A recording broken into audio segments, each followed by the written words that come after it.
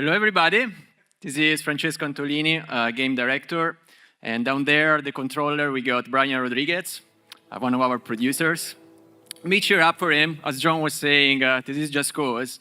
It's a game that, it's built on a conundrum system that works all together at the same time. So very often the unexpected happens. Usually when that happens, it's fun, but we're gonna see, okay?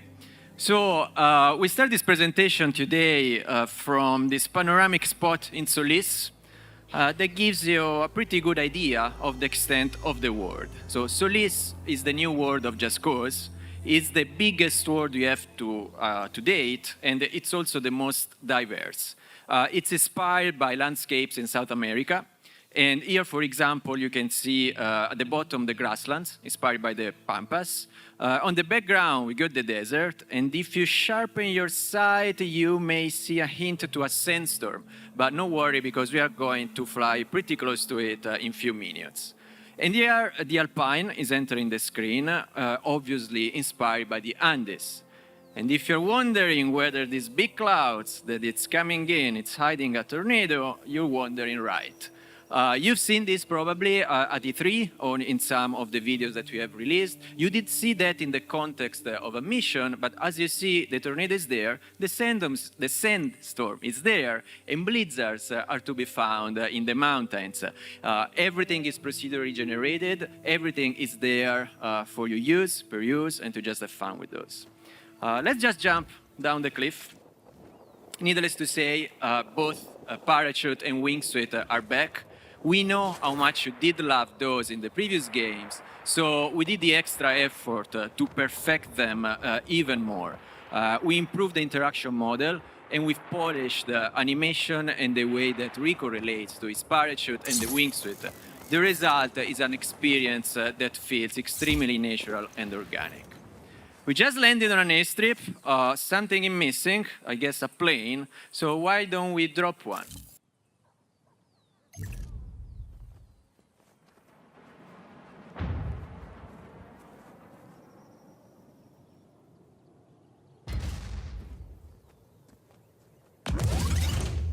So it's pretty colorful, and the reason is that this plane was actually belonging to the Black Hand, so it was looking quite badass, black and red, but your army took control of it, and it just graffitied and made it fun.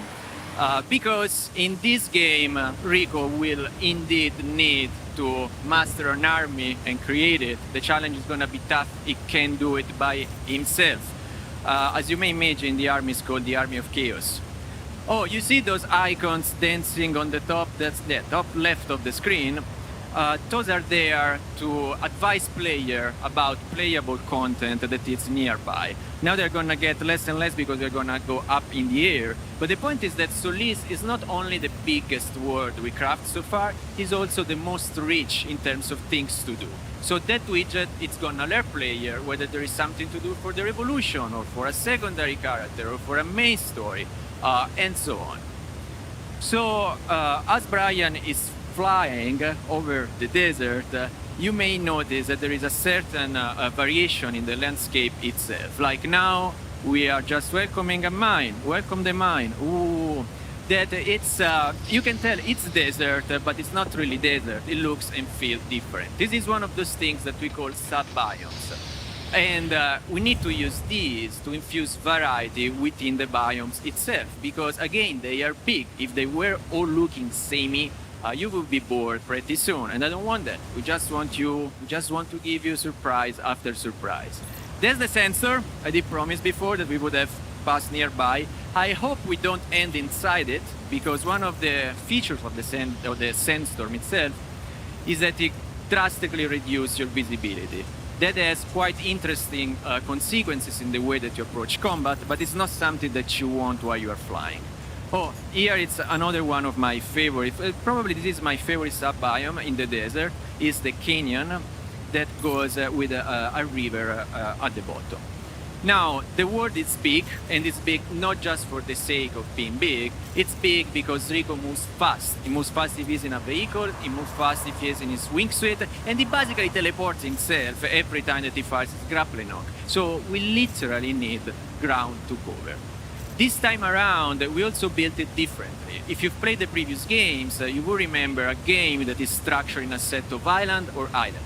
In Just Cause 3, we went for more of an imposing landmass. I define it positively overwhelming, and this changed quite a bit the experience. Just think about the role of water. There is no more ocean, but we got rivers that in pure Just Cause style are fully physicalized, so they got currents and things can float on them according to proper fluid dynamics. And it's not only a matter of cosmetics, right? It's not only that they look and feel different, they also play different. The biome literally structure your gameplay space. So that, say, driving on the desert through the dunes is a completely different feeling than driving on the rainforest, where it's kind of hard to get off-road because you got trees everywhere. Now think a bit about it. This also means that the moment that you are chased by the Black Hand, the strategies that you're going to employ in the desert are completely different from the one that you're going to employ in the grassland, the alpine, or the rainforest. It's like having 4 games in one. This is one of the town that I love the most. It's inspired by Huacachina. That's a town in Peru, an oasis town, because it's built around an actual lake in the desert. And Brian was so good to collect a space ring that I guess you can imagine how that works. So we talk about the world, we've seen some vehicles and some of the collateral activities. Let's get straight into one of the centerpiece of the game and of the franchise, the grappling hook. So what you learned from Just Cause 3, it's back. As you see, you can tether things and you can retract them. But this time around, you can do much more than that. Indeed, you can change the attachment that you put on your grappling hook. For example, you can attach booster to it and send things spinning around. Or you can go with, currently is the YouTuber favorites. We call it airlifter. Everybody else calls them balloons for some reason, but I like airlifter. And what they do, they defy gravity. And in this case, Brian is just sending stuff up the sky, just goes. Now, these attachments are fun to be used in themselves for some reason, just fun. You modify the word. However, they become even more fun the moment that you've got props, humans, vehicles, things that are built in a way that can interact meaningfully with them.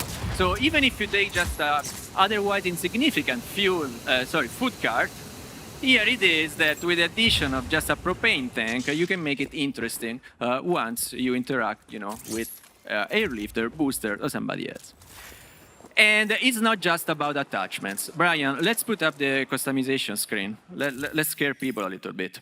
Okay, you got different loadouts, but what I want to draw your attention in, let's just go into the airlifter one. Here it is. Each attachment can actually be modified by applying different mods over it. What Brian is doing now is instructing the airlifter to follow Rico wherever he goes. Now, one moment, because we get him game. So you see, there were a set of mods for the airlifter. There are mods for the retractor. There are mods for the boosters. And you can also change the strength at which each one of these operates. And at the end of the day, we made a calculus yesterday, just for the fun of it. You got more than 4 million combinations. This means that however you're playing, if you compare your loadout to the loadout of a friend after some hours that you're playing, you're probably going to find that they are different, and he has discovered something that you haven't, or that she does something different than what you do, and so on. It's really a tool that has endless possibilities in creative terms. I think that you can proceed and pull off the stand. So we got the airlifter attached to a red barrel. The jet up there, it could have very easily gone onto that. And now the airlifter is following Rico wherever he goes. So Brian has just built a cloud of red barrels. What do you do with a cloud of red barrels? You rain explosions, right? Now, we've seen a food cart, we've seen a cloud of red barrel. Let's approach one of those objects where we actually put a lot more love than anything else. We call them the chaos objects, because when you destroy them, you accrue chaos. Because chaos is bad, and in a meaningful way, the GC2 way, not the GC3 one. And I'm going to talk a little bit more about it in a second. So look at this. This is a radar. However, when we saw this, everybody in the studio thought, oh, it looks like a catapult. So you probably think that too. And if you as my player think that, I don't want to frustrate you. So I want for this thing to actually work as a catapult, because it looks like it. And so that's what we did. We rigged it in a way that if you discover it, if you want to have fun with it in this way, it's going to actually make you happy. What we always say in Just Cause is, if you think about it, you can probably do it, you know, and the consequence may give you a smile.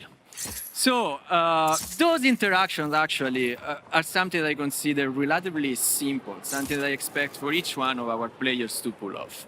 But you can do much more complicated things, and those things are there for that slice of player who really like to go bonkers and be creative with the tools that we give them.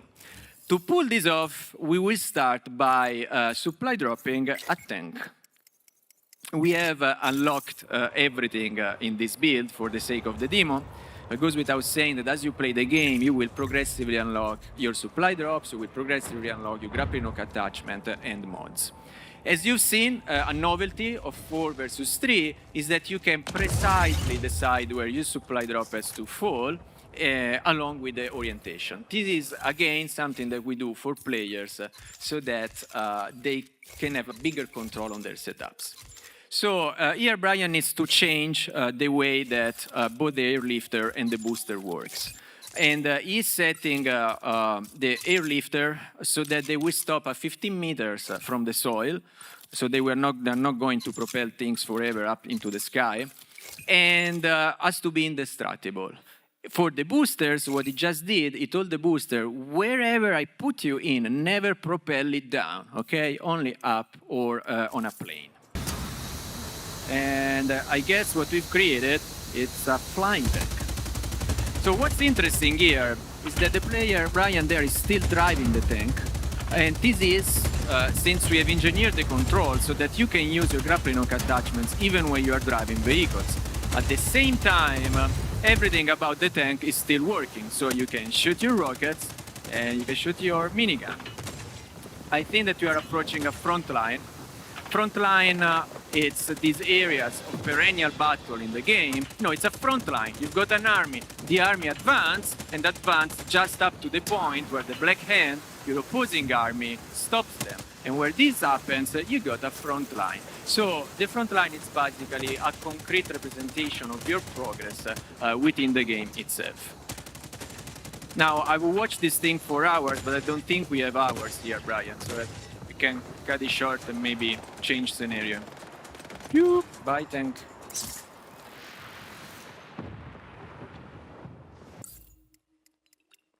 We are going to switch now to the rainforest, namely to a place called Meteolab. It's a research facility where they research lightning. At this point into the game, because obviously it is a safe game, right? We did already take control of Meteolab itself. This is why you don't see Black Hand. It's also a quite nice sunny day, so the situation is calm. It's beautiful. There's a little breeze. Why don't we take a weapon? Oh, wind gun. Wind gun is one of my favorites because it really leverages physics. And what it does is basically shoots wind, right? So it means that if you have a dynamic object, whatever that is, maybe it's a person, a vehicle, or just what you just seen, it will propel it. It has a secondary fire, like each one of the weapons in the game. And in this case, the secondary fire, it's a burst of wind that you are gonna use to kick this thing away. This will give us chaos. As I was mentioning before, chaos is back. And what basically does, the more chaos you wage, the more people will admire you, and the more people are going to join you. So doing more chaos is what you need to do to actually master people to join your army. You can see this updraft. Wind is a big component of the game, and you know for sure if you've seen the tornado video. We don't have only destructive wind, there is just wind that brings you around the world, and there is what we call mechanical wind, like this one. I love this because it allows me to hover in my parachute over the base and rain that from above. Let's see what happens if we shoot the wind gun now. Fire it now. Rico gets propelled. And this is kind of a testament to how deep and coherent the physics model is. Now, this said, I want to start a bit from a mission, and you may have understood that already, that what we're gonna do now, we're gonna to change everything by basically calling a lightning storm. So in this part of the mission, in this bit, the Meteor Lab is under the spell of a lightning storm and of a black hand attack. And what we are asking the player to do, we are asking the player to rise 3 lightning rods so that they will attract lightning and make the area secure for Rico and his army. So let me tell you something about the extreme weather. There were 3 principles that we were following when engineering and designing each one of the extreme weather events.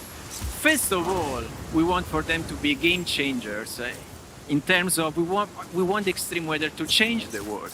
And that's mostly a matter of realization, right? And if you look at Meteor Lab now, this is the same place that you've seen 2 minutes ago. It's radically different, right? The atmosphere is different, the feel is different, and it also plays different. Because indeed, the other 2 principles were, 1, we want for extreme weather to be and feel challenging to players, okay? It can't just be something that you have and you walk down it. Secondly, we wanted for it to be something that you could use, you could master and use to the end of the sandbox itself. Not an easy challenge, and each extreme weather event achieves it in a different way. So I'm gonna tell you how we did that with the lightning, and this discovery is going to hopefully help you to make sense of what's happening right now on the screen. So lightning follows a very simple rule that says if there is a character or a vehicle within the vicinity of a lightning strike, the lightning is going to hit the highest one. Now, I am looking more at you than at the screen, so I don't know how many times that happened. The point is that here, everything happens, it's procedurally generated, so we don't really have control when a lightning strike. And let's say if it works, the lightning should hit the chopper, and indeed, it hits the chopper. And I could definitely watch this going on for hours and hours. As for the flying tanks, but again, we don't have hours and hours, so I apologize about that. But getting to conclusion, we just played for 15 minutes, I believe, but we've seen quite a lot of things. We've seen Solis, and hopefully now you have a better idea of what the extent and the variety of the world actually entail. We had a very little sneak peek of the park of vehicles and weapons within the game. I've mentioned that each weapon comes with a secondary fire, and that vehicles themselves, most of the time, comes with some novelty, something new to discover, something that you can use to the end of the sandbox. Similarly for destruction objects and prop of the world. There's always a little secret to discover, always a little interaction that will make you smile at the moment that you use the grappling hook on them. And last but not least, we've seen we deemed a second extreme weather event after the tornado, which is the lightning storm. Thank you guys, I hope you did enjoy the demo.